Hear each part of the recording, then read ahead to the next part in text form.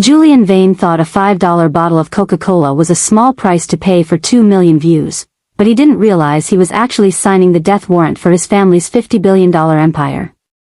The ice-cold liquid burned Elena Son's eyes, but it was the sound of the tech heir's laughter, loud, expensive, and hollow, that truly stung as she stood paralyzed in the center of the VIP lounge, a dripping prop for their social media content.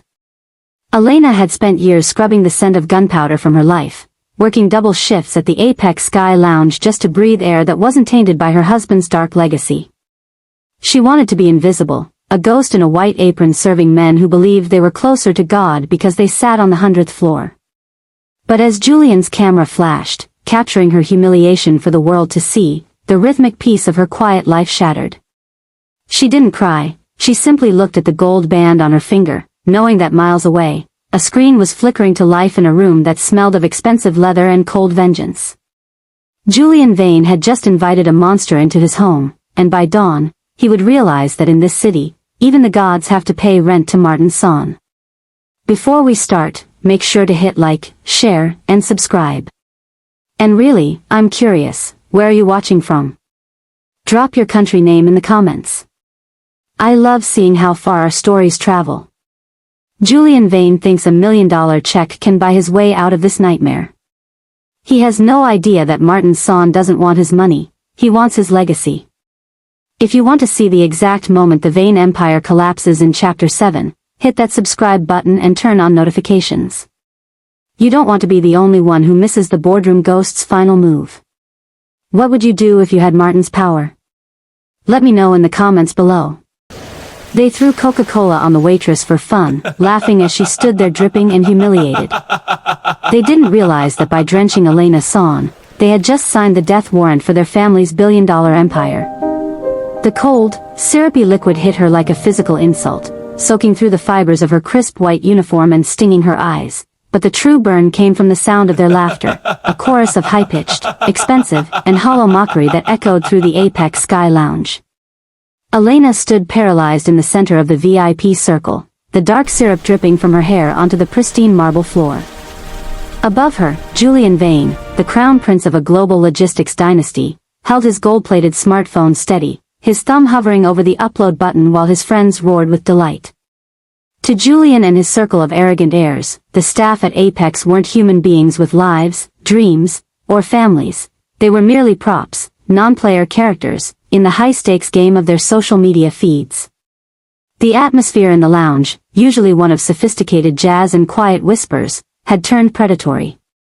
The elite gathered at the velvet ropes didn't intervene, they simply watched with a detached, voyeuristic curiosity, their eyes gleaming with the chilling entitlement of people who believed they were closer to God simply because they were 60 stories above the pavement. Julian adjusted his stance, checking the lighting on his screen to ensure that the Waitress fail video looked perfect before the algorithm picked it up. He was a man who lived in the glow of blue light, oblivious to the physical world unless it was serving him. Elena felt the stickiness beginning to tighten on her skin, the sugar drying under the harsh glow of the neon lights. She had spent 3 years building this wall of independence, working grueling double shifts and living in a cramped studio apartment just to stay out of the dark, suffocating shadow of her brother, Martin's. She wanted an honest life, one where she didn't have to look over her shoulder or wonder whose blood paid for her dinner. She had chosen this path of invisibility, because it felt like safety. But as Julian leaned in closer, the scent of his expensive cologne mixing with the cloying smell of the soda, he whispered that she should thank him for the clout he was about to give her.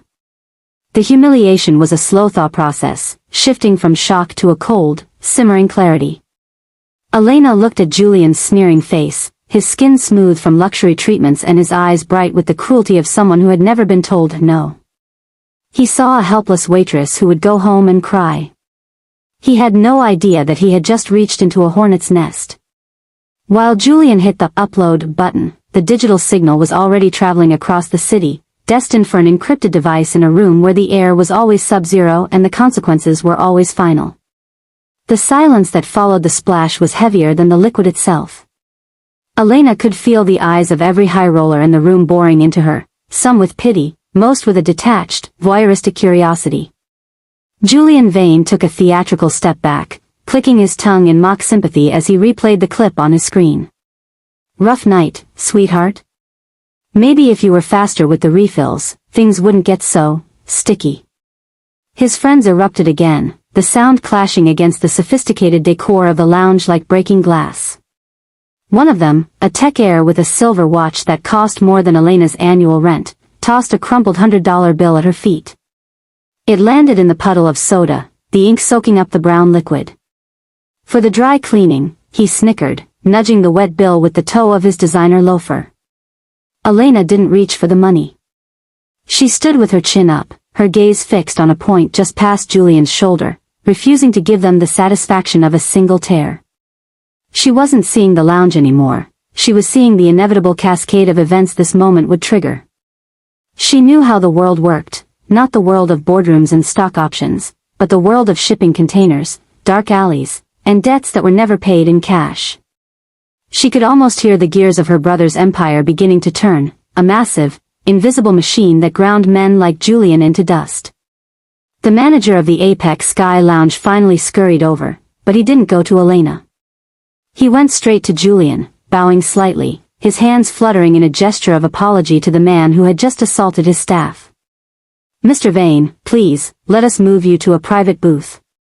This mess will be cleared immediately." "My apologies for the inconvenience," the manager stammered. The betrayal was sharp, a cold reminder that in this city, the uniform you wore determined your humanity. The manager finally turned to Elena, his face hardening into a mask of professional irritation. "Go to the back. Get cleaned up. Don't let the guests see you like this, you're ruining the atmosphere." Elena turned without a word, her shoes squelching softly on the marble. As she pushed through the service doors, she felt her own phone vibrate. It was a secondary device, a ghost phone her brother had insisted she keep. It was buzzing with a rhythmic, urgent pulse.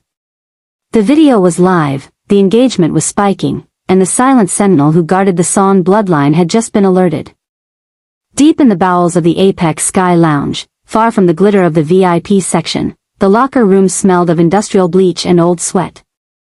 Elena leaned against a cold metal locker, her breath hitching as she finally allowed her shoulders to slump. The adrenaline was fading, replaced by a deep, bone-weary exhaustion. She grabbed a handful of paper towels and began to scrub at her arms, but the syrup had already begun to harden into a tacky, brown crust. Every movement felt like a reminder of her powerlessness in that room. She had tried so hard to be Elena the waitress, the woman who made her own way, but Julian Vane had reminded her that in the eyes of the elite, she was nothing but a shadow. She looked into the cracked mirror above the sink, seeing a woman drenched in a billionaire's cruelty, and for the first time in years, she felt the familiar, dangerous pull of her family's legacy. She reached into her pocket and pulled out the ghost phone. The screen was a wall of scrolling data, the video had already reached 500,000 views. The comments were a disgusting mix of laughter and emojis, a digital lynch mob celebrating her humiliation. But beneath the public interface, a private window had opened. It was a single line of text, glowing in a stark, clinical blue. "I see them, else stay where you are." The blood drained from her face. That wasn't just a message, it was a directive. Martins was watching. He wasn't just her brother, he was a man who viewed a slight against his blood as a declaration of war. She had spent 3 years running from his protection, but Julian Vane had just handed Martins the keys to her cage. Elena threw the paper towels into the trash and stripped off the ruined vest. She could hear the muffled thump of the bass from the lounge above, a rhythmic reminder of the party that was still going on, oblivious to the storm gathering in the distance. She knew Martin's methods. He wouldn't come here with a gun or a fleet of black SUVs, that was too loud, too common. He would move like a virus, silent and systemic. She felt a wave of guilt wash over her, not for Julian, who deserved whatever was coming, but for her own freedom. By being a victim tonight, she had inadvertently invited the devil back into her life. As she pulled on her street clothes, her hands were shaking. She wasn't afraid of what Julian would do next, she was terrified of what her brother was already doing. Across the city, in a glass-walled office that seemed to float above the harbor, the air was perpetually still and sub-zero. Martin Son did not sit at a desk, he stood by the window, his silhouette a sharp, dark blade against the glowing grid of the shipping lanes he controlled. On a sleek, obsidian table behind him, the encrypted tablet chimed once. It wasn't a loud sound, but in the clinical silence of the room, it carried the weight of a gunshot. Martins turned with a predatory slowness, his eyes, cold, methodical, and devoid of heat, scanning the viral video that was currently trending across every social platform. He watched Julian Vane's laughing face. He watched the dark liquid soak into his sister's hair. He watched the way Elena stood there, trying to hold onto a dignity that Julian was attempting to strip away for a few thousand likes. Martins didn't roar in anger. He didn't smash the glass in his hand. Instead, a terrifying, absolute stillness settled over him. To Martins, the bloodline was the only law that mattered in a chaotic world. He had allowed Elena her independence because he loved her, letting her play at being a normal citizen in a world he knew was built on cruelty. But Julian Vane had just broken the unspoken treaty. By touching Hassan, Julian had transitioned from a spoiled tech heir into a logistical liability. Martins reached out, his long fingers hovering over the screen as he paused the video on Julian's sneer. He memorized every line of that face, not as a man would remember an enemy, but as a butcher remembers a specific cut of meat. Protocol Black, Martins said softly. The voice-activated AI in the room pulsed a deep, warning crimson in response. Within seconds, his lead analyst, a man who existed only in the digital shadows, appeared on a secondary monitor. "Sir," the analyst whispered, sensing the shift in the room's atmospheric pressure. Martins didn't look away from the video of his sister's humiliation. "The Vane Group," Martins commanded, his voice a low, clinical hum. "I want their supply chain severed. I want their cargo ships turned into floating ghost towns. Every contract, every shipment, every digital handshake, freeze it all. If a single Vane-branded microchip moves on this planet without my permission, I want to know why." He leaned closer to the screen, his reflection ghosting over Julian's face. "Let them see what happens when the people they mock stop making their world move." The air in the boardroom of Son Logistics didn't just turn cold, it turned clinical. Martin Son sat at the head of a mahogany table that could seat 30, his gaze fixed on the glowing screen of his encrypted phone. On the high-definition display, a video was looping. It showed a young woman, his sister, the only soul left in the world who shared his blood, standing motionless as a dark, syrupy liquid cascaded down her face. He watched Julian Vane's diamond-encrusted watch flash in the camera light as the boy laughed, a sound that carried the sharp, grating pitch of unchecked arrogance. Around Martins, 4 of the city's most powerful union leads and harbor masters went silent. They had seen Martins order the dismantling of rival cartels without blinking, but the stillness currently radiating from him was different. It was the silence of a man calculating the exact weight of a soul. He didn't roar, he didn't sweep the crystal water carafes off the table. He simply set the phone down, face up, so the entire room could see the viral humiliation of Elena Son. "The Vane Group," Martins said, his voice a low, melodic rasp that felt like a razor against skin. "They believe the world is made of glass because they've never seen it shatter." He looked at his chief of operations, a man who had seen the dark side of the shipping lanes for 20 years. "Sterling Vane has 12 tankers currently crossing the Atlantic. Another 6 are docked at Pier 19. I want them to become ghosts. No fuel, no clearance, no existence. If a single crate of Vane technology moves an inch in this city, I will consider it a personal betrayal." As his subordinates scrambled to execute the command, Martin stood and walked to the floor-to-ceiling window overlooking the harbor. Below him, the city pulsed with lights, a complex machine he had spent a decade mastering. Julian Vane had posted that video for 2 million followers, seeking the cheap thrill of digital clout. He had no idea that he had just handed the keys to his father's empire to a man who didn't care about likes, only about the debt of blood and dignity. Martins adjusted his cufflinks, his face a mask of predatory calm. The hunt hadn't just begun, it was already over. The Vanes just hadn't felt the noose tighten yet. The office emptied in a blur of frantic motion, leaving Martins alone with the ghost of his sister's humiliation still looping on the screen. He picked up the phone, his thumb tracing the jagged line of Elena's silhouette in the video. She had always wanted a life of her own, a clean life away from the heavy mahogany and the scent of gunpowder that followed him, yet the world she chose to live in had treated her like refuse. He felt the familiar, possessive itch in his chest, the need to wrap her in iron and silk until the world could never touch her again. He moved to the private elevator, his reflection in the polished steel doors showing a man who looked more like a ghost than a tycoon. As the lift descended toward the garage, he pulled a second, burner phone from his breast pocket. He dialed a number that didn't exist on any public registry. When the line picked up, there was no greeting, only the heavy breathing of a man who knew better than to speak first. "Check the cloud," Martins commanded, his voice echoing in the confined space of the elevator. "I want the Vane family's personal ledgers. I want the mistresses, the offshore accounts, and the names of every politician Sterling Vane has in his pocket. If they breathe, I want to know the volume of the air they take in." "And the boy, sir?" "Julian," the voice crackled back. Martin stepped out into the dimly lit parking garage, where a black armored sedan sat idling like a crouched predator.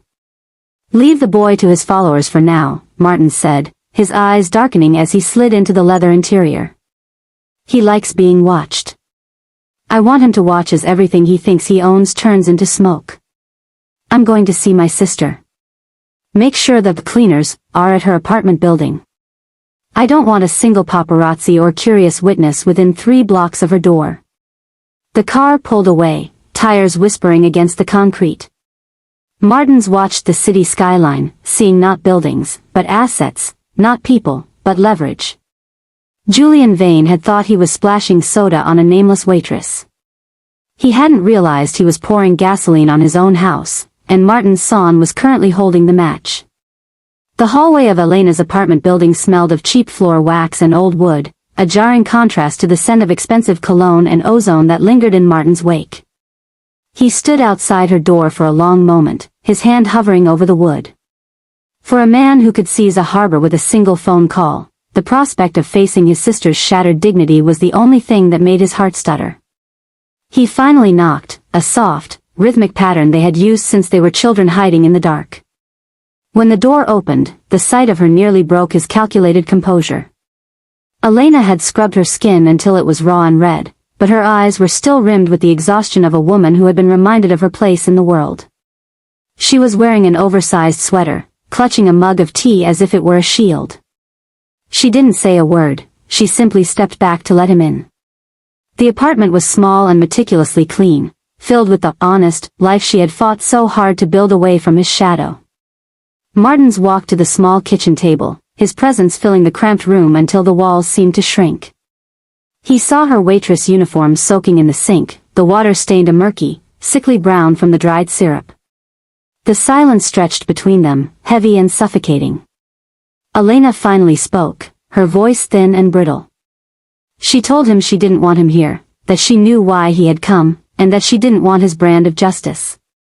She pleaded with him to let it go, to let her move on, but Martins only looked at the bruises on her spirit that no soap could wash away. He reached out, his hand terrifyingly steady as he tucked a damp strand of hair behind her ear. He didn't promise her a lawsuit or an apology. He didn't tell her about the ships he had already frozen or the digital execution he had ordered for the Vane family. He simply whispered that he was there because he was her brother, and that the world would soon learn that some debts are not paid in currency. As he left her apartment, leaving her trembling in the quiet, Martins placed a heavy hand on the doorframe. He had promised to stay out of it, but in his mind, the Vanes were already dead, they were just waiting for the heartbeat to stop. Elena stood by the window, watching the tail lights of her brother's sedan disappear into the rain-slicked streets. She knew that look in his eyes, the great silence, as she called it. It was the look he wore before someone disappeared from the city's social registers or when a rival firm suddenly declared bankruptcy overnight. She had spent years trying to scrub the scent of his world off her skin, taking double shifts and living in this cramped walk-up just to prove she didn't need his blood-stained protection. But as she looked at her reflection in the glass, seeing the faint, sticky residue of the Vanes' joke still matting her eyelashes, her resolve wavered. Downstairs, the cleaners Martins had mentioned were already in position. Two black SUVs sat idling at the curb, their occupants invisible behind tinted glass. They weren't there to sweep floors, they were there to ensure the perimeter of Elena's life remained unbroken. Inside the lead vehicle, a man with a tablet monitored the social media metrics of Julian Vane's viral video. The view count was climbing into the millions, the comments filled with laughing emojis and prank hashtags. To the internet, it was content. To the men in the car, it was a list of targets. Martin's voice came through the encrypted comms, cold and detached. Identify every person who shared that video with a celebratory comment. I want their employers notified of their lack of corporate alignment by dawn. And the Vane Group's head of security, find out his price. If he doesn't have one, find out his weakness. He wasn't just protecting Elena anymore, he was systematically dismantling the ecosystem that allowed Julian Vane to feel safe. Back in her kitchen, Elena finally reached into the sink and pulled the plug.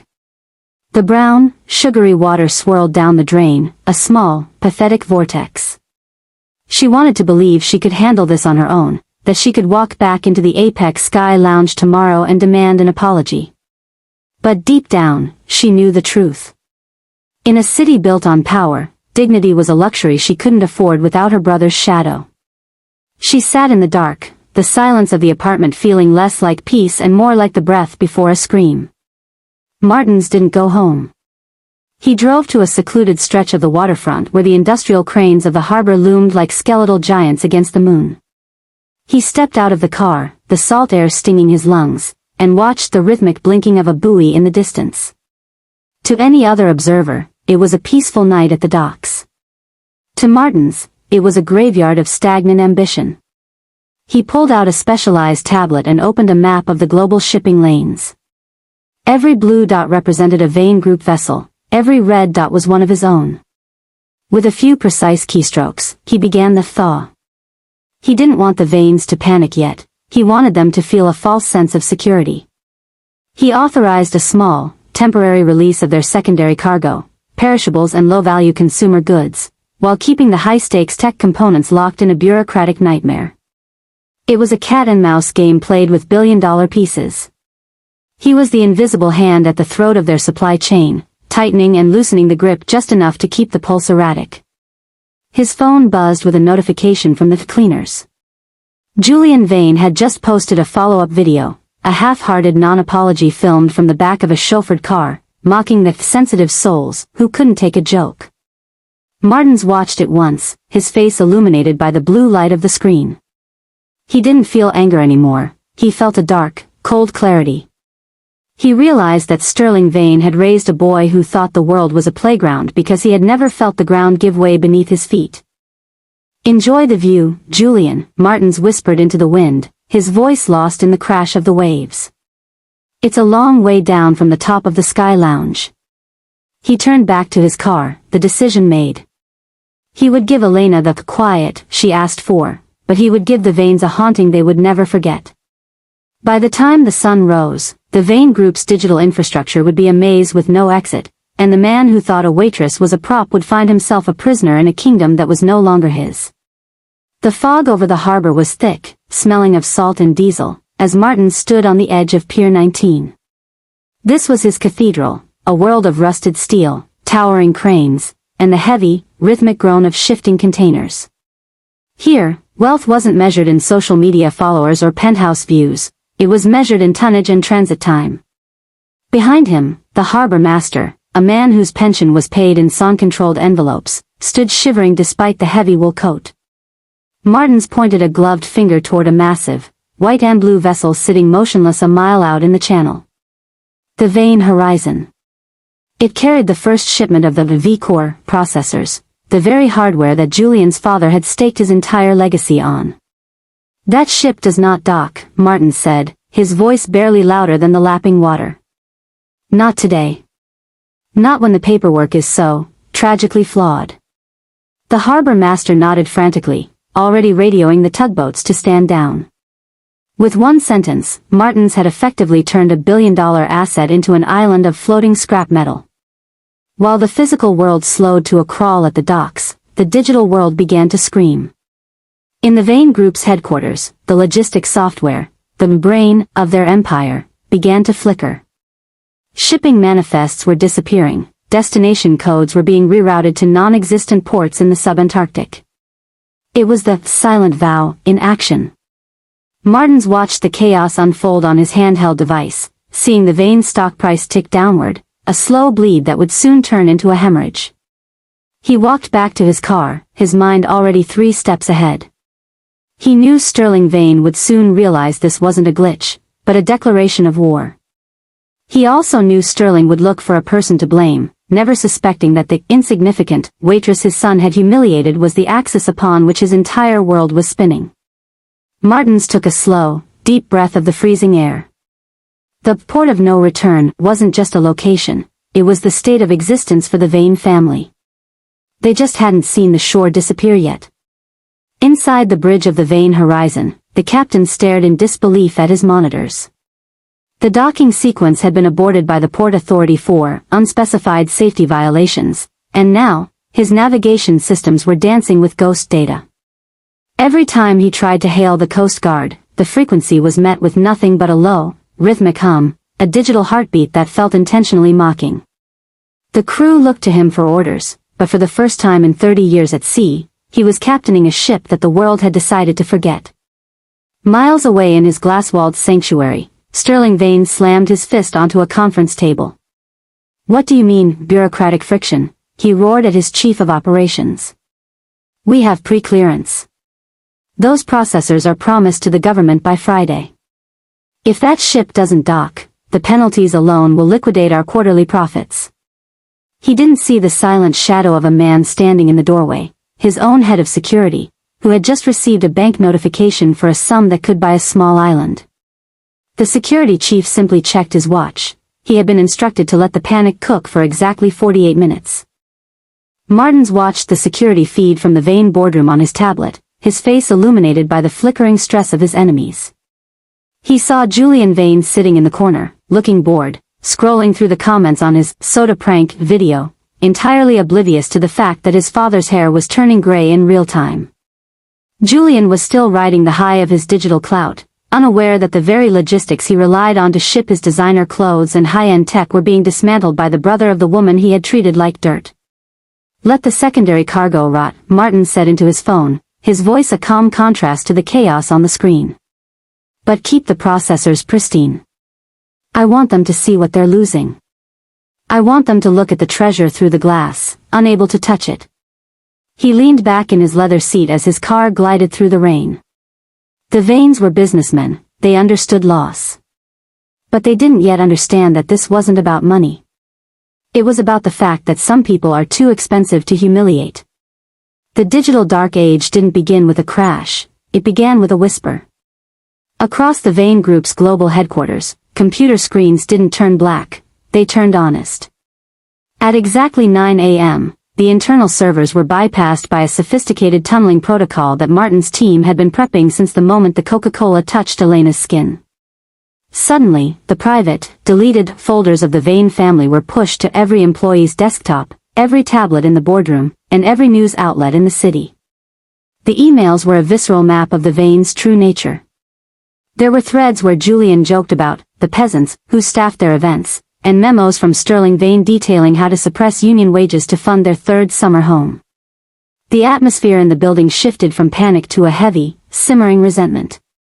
The very staff that kept the empire running, the janitors, the coders, the assistants, stopped working.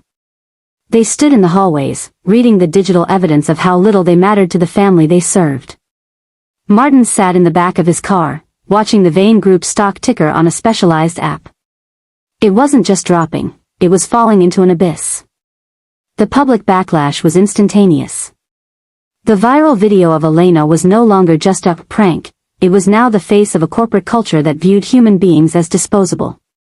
Advertisers began pulling out in real time, and the Vane Group's social media accounts were flooded with a digital tide of fury. By noon, the supply chain noose was nearly tight. Sterling Vane was trapped in his office, his phone lines jammed with calls from furious board members and government regulators. He tried to issue a statement, but his communications team had already walked out. He was a king in a hollow castle, surrounded by luxury but unable to control a single byte of data. Martins closed his tablet, the light fading from his eyes. The digital execution was complete. Now, it was time to move from the shadows of the internet to the solid ground of the boardroom. In the sterile, white-lit server room of the Vane Group, the cooling fans roared like a dying beast. Sterling Vane stood over his IT director, his face a shade of purple that suggested an imminent stroke. Every attempt to wipe the leaked servers resulted in a new wave of documents being released. It was a hydra. For every file they suppressed, two more incriminating, more vile, appeared on the public cloud. The latest leak was a recording of Julian in the VIP lounge, minutes before the incident, bragging about how he could buy and sell the life of any girl in this room.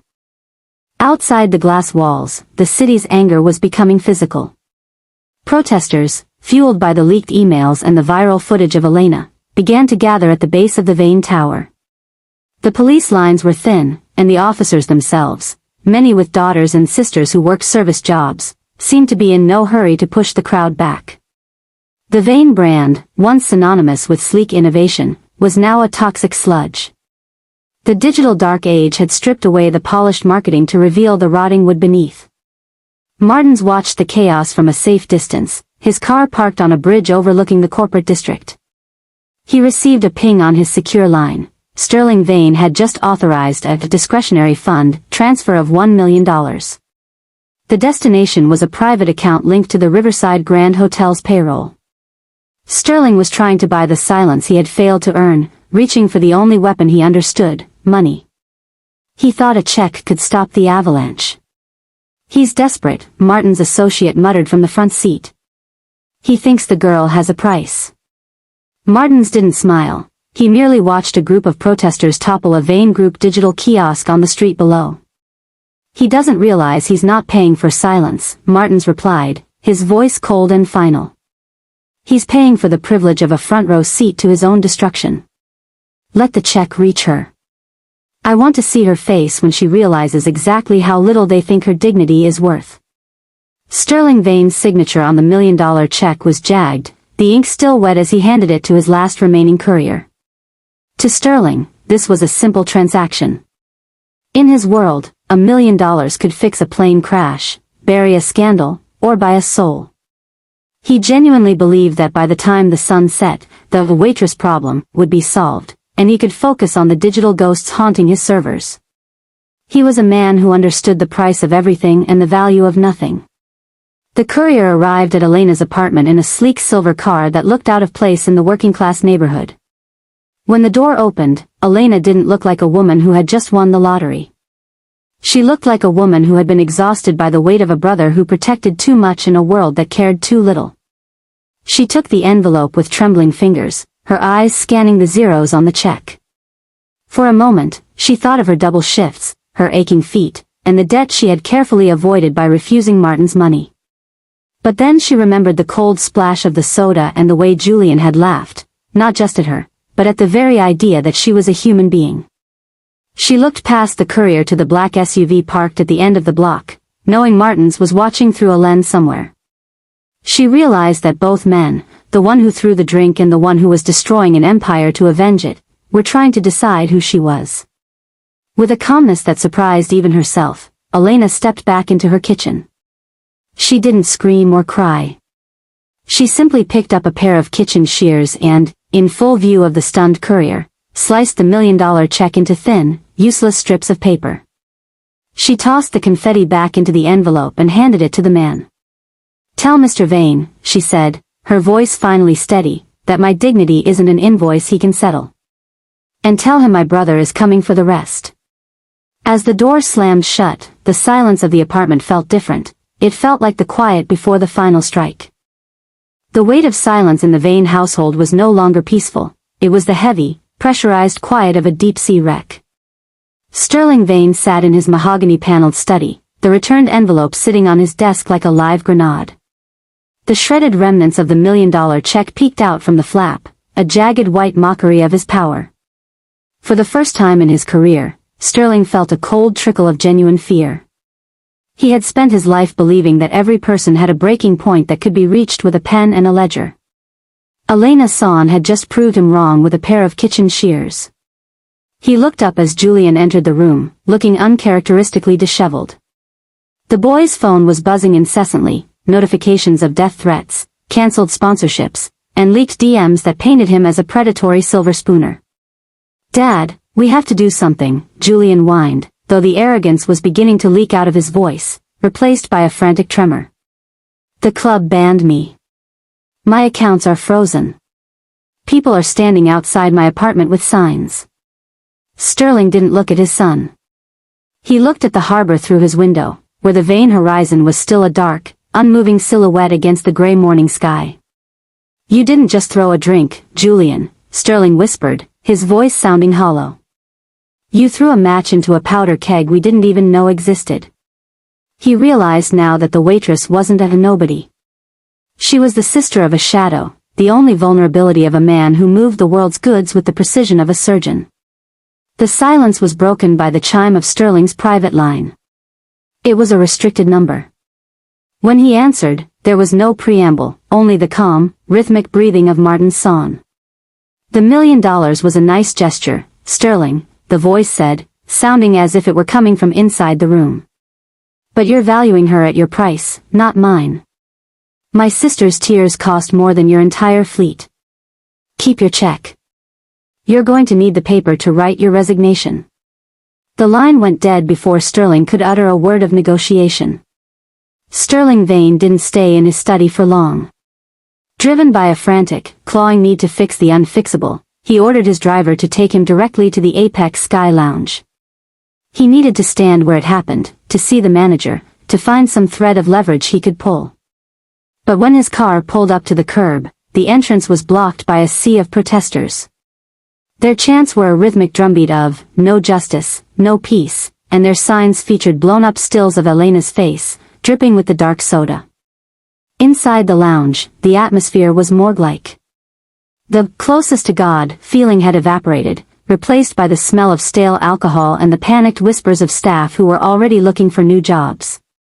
The manager met Sterling with a look of pure pity. "I can't help you, Mr. Vane," the man said, his hands shaking. "The health inspectors arrived an hour ago. Then the fire marshal. Then the labor board.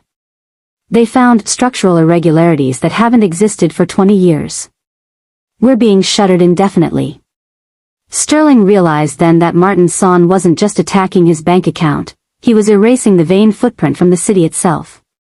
Every door Sterling had once walked through with a nod of recognition was now slamming shut. He turned to leave, but his path was blocked by a man in a sharp, charcoal suit, Martin's lead fixer. The man didn't move, didn't threaten, he simply held out a tablet. On the screen was a real-time feed of the Vane Group's warehouse in the shipping district. It was being emptied. Not by thieves, but by men in Son Logistics uniforms, moving with the clinical efficiency of a swarm of ants. "That's our inventory," Sterling gasped, his chest tightening. "That's theft." The fixer finally smiled, a cold, mirthless expression. "No, Mr. Vane. That's a lien. You missed a port fee payment 3 hours ago. Per your contract with the Harbor Authority, which Mr. Son now chairs, all assets are subject to immediate seizure." Sterling felt the world tilt. He wasn't just losing a battle, he was watching his entire life be repossessed by the brother of a girl he had ignored. Sterling Vane collapsed into the plush leather seat of his car, the weight of silence finally crushing his spirit. He watched through the tinted glass as Julian, oblivious to the gravity of the seizure, tried to argue with a police officer about his impounded sports car. To Julian, this was still a temporary inconvenience. To Sterling, it was the sound of the gallows being built. He realized that Martin Son wasn't just a businessman, he was a ghost in the machine of the city, a man who could turn the very air Sterling breathed into a debt he couldn't pay. The driver, a man who had been with the Vanes for a decade, caught Sterling's eye in the rearview mirror. There was no loyalty there anymore, only a cold, professional distance. "Where to, sir?" the driver asked. Sterling realized he had nowhere to go. His offices were a crime scene of digital leaks, his home was surrounded by cameras, and his clubs had turned their backs on him. He felt like a man standing on a shrinking ice floe in the middle of a dark, hungry sea. Suddenly, Sterling's phone chimed. It wasn't a call, but a calendar invite. It was for a mandatory creditors meeting at the Vane Group headquarters, scheduled for the following morning. The sender wasn't a bank or a legal firm, it was a shell corporation called SAUN Holdings. The realization hit him like a physical blow. Martins didn't just want to destroy the Vane Group, he wanted to host the funeral. As the car pulled away, Sterling looked back at the Apex Sky Lounge one last time. He saw a lone figure standing on the balcony, a woman in a simple coat, her hair whipping in the wind. It was Elena. She wasn't crying or celebrating, she was simply watching the empire fall. She had moved from being a prop in Julian's video to the silent judge of their existence. Sterling closed his eyes, finally understanding that the silence he had once used to ignore the nobodies of the world had become the very thing that would bury him. The supply chain noose finally tightened until the Vane Group could no longer draw breath. By Tuesday morning, the global tech market was in a state of shock. The day of total stasis had arrived. Across 3 continents, every retail partner expecting Vane Group shipments received the same automated message: delivery indefinitely delayed due to logistics insolvency. The holiday rush, the very lifeblood of their annual revenue, was being bled dry by a ghost. In the Vane boardroom, the air was thick with the smell of expensive coffee and cheap desperation. The board members, men and women who usually moved with the grace of sharks, were now huddled like prey. They watched the monitors as their stock price hit a circuit breaker halt. They were no longer losing millions, they were losing the company. Sterling Vane sat at the head of the table, his eyes bloodshot, watching the clock. Every second that passed without a ship docking was another nail in their collective coffin. The panic reached its zenith when the Vane Group's primary lender called. The voice on the other end wasn't the friendly, golfing buddy tone Sterling was used to. It was cold, corporate, and final. Due to the reputational collapse and the unexplained loss of physical assets, the ship's Martins had turned into ghosts. The bank was calling in their $3 billion line of credit. Effective immediately. Sterling looked at his board, and for the first time, he saw them looking at him not as a leader, but as a liability. Outside, the physical world was just as chaotic. At the docks, the crew of the Vane Horizon was beginning to mutiny. They had been sitting in the harbor for days, watching other ships pass them by while their own supplies dwindled. The harbor was a graveyard of Vane interests. Martin's son had successfully turned the family's greatest strength, their global reach, into a sprawling, unmanageable cage. The noose wasn't just digital or financial, it was a physical blockade of everything they needed to survive. The boardroom was a tomb. Sterling Vane sat motionless, watching the digital ticker tapes of the world's stock exchanges turn into a sea of red. The supply chain noose had successfully strangled every revenue stream, and the silence in the room was now punctuated only by the soft, rhythmic sobbing of the CFO. The Vane Group, a name that had stood for 3 generations of undisputed tech dominance, was being erased from the market in a matter of hours. Sterling's private phone buzzed, not with a call, but with a series of photographs. He swiped through them, his hands trembling. The first was a shot of his primary warehouse, now draped in the black and gold banners of SAUN Logistics. The second was a photo of his own security team standing at attention for a man they had never met. The final photo was a simple, high-resolution image of a Coca-Cola bottle, shattered on a marble floor. There was no text, but the message was louder than any scream: "This is the cost of your fun." "They're taking the house, Dad," Julian whispered, staring at a notification on his own device. "The penthouse, the Hamptons estate, the bank just executed an emergency seizure of our personal collateral."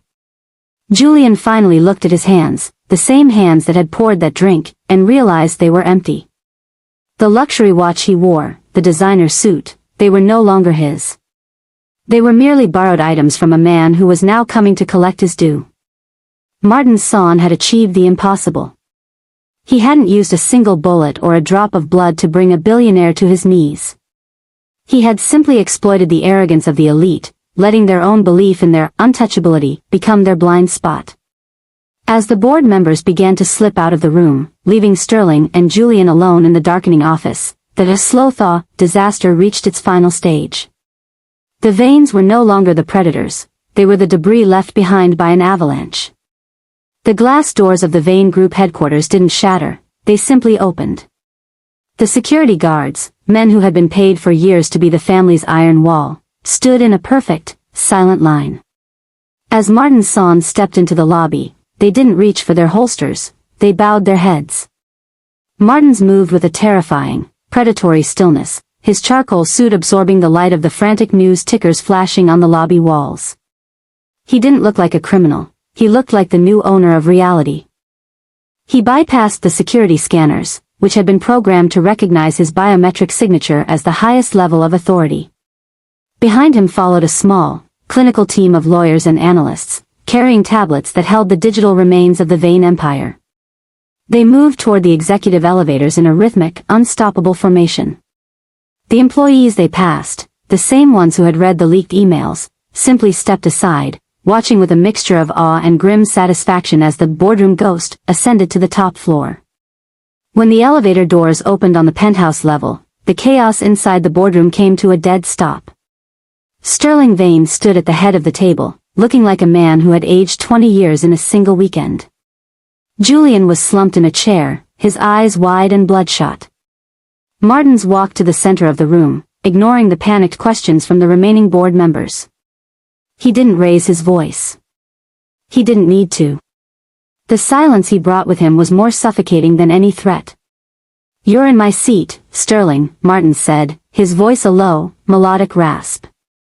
He tapped a single icon on the glass table, and the massive monitors surrounding them shifted. They no longer showed stock prices. They showed a legal breakdown of the Vane Group's debt, 51% of which was now held by Son Holdings. Martins placed a simple tablet in front of Sterling. It wasn't a lawsuit, it was a deed of transfer. "Your son thought a waitress was a prop for his video," Martins whispered, leaning over the table until he was inches from Sterling's face. "I think your empire is a prop for my sister's apology." The silence in the room was so thick it felt like the air had been sucked out by a vacuum. Sterling Vane stared at the tablet, his eyes darting across the legalese that confirmed his annihilation.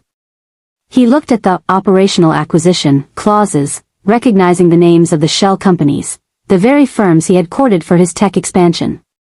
They were all Martins. Every bridge, every pier, and every venture capital dollar had been a thread in a web Martins had been weaving for years. "You planned this," Sterling croaked, the realization hitting him with the force of a physical blow. "Before Julian, before the lounge. You were already moving against us." Martins adjusted his cufflink, his eyes as cold and unchanging as the deep Atlantic. "I was building you a palace, Sterling. I wanted you to have everything, the best logistics, the deepest pockets, the highest stock price. Because the higher you are, the more the impact of the fall reverberates." He glanced toward Julian, who was staring at his own trembling hands. "Your son didn't start this fire. He just provided the spark. He made the mistake of touching the only thing I care about more than power, blood." Julian suddenly lunged toward the table, his face a mask of terrified rage. "You can't do this. You're a thug. A criminal. My father has friends in Washington, he..." Martins didn't even flinch. Two of the security guards moved with blurred speed, pinning Julian back into his chair before he could even finish the sentence. Martins leaned in, his shadow stretching across the mahogany table until it swallowed Julian whole. "The friends you speak of are currently reviewing the leaked emails that show your father bribing the Port Authority. They aren't coming to help you, Julian. They are busy pretending they never knew your name."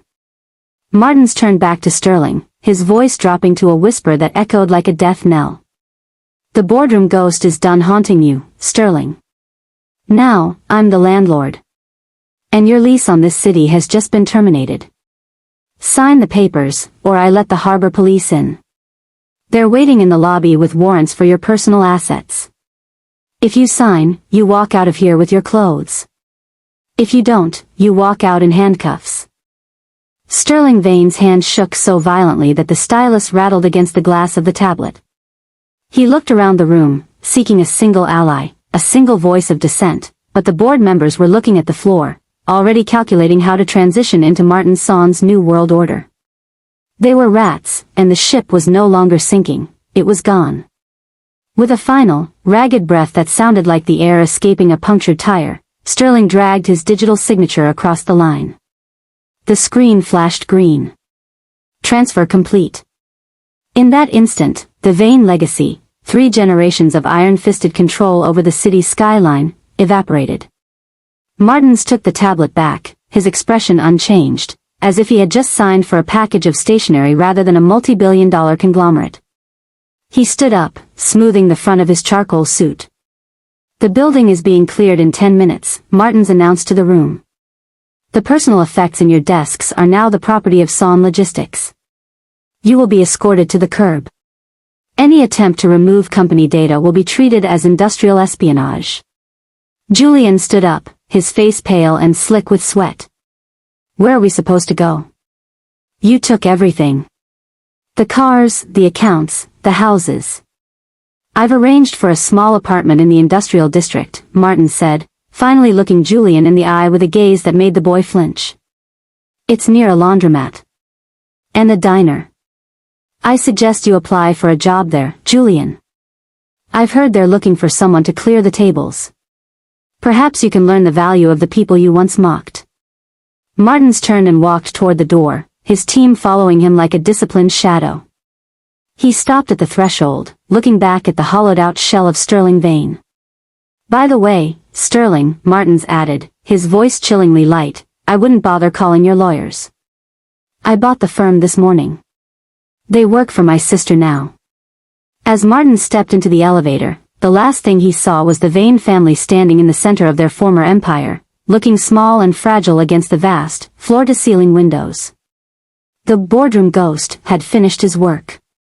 He had not just broken their bank, he had rewritten their destiny. As the elevator descended, Martins pulled out his phone and sent a single text to Elena, it's over. You're free. The foundations of SALT had finally dissolved, leaving the Vane name as nothing more than a cautionary tale whispered in the same high-end lounges they once owned. 6 months had passed since the day of total stasis. The transition of power had been so absolute that the city's skyline seemed to have shifted its weight. The Vane Tower was now the Son global hub, but Martins didn't spend his time there.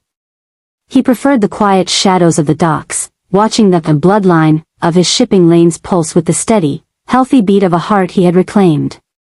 In a vibrant corner of the city, far from the sterile glass of the corporate district, a new establishment had opened its doors, the Azure.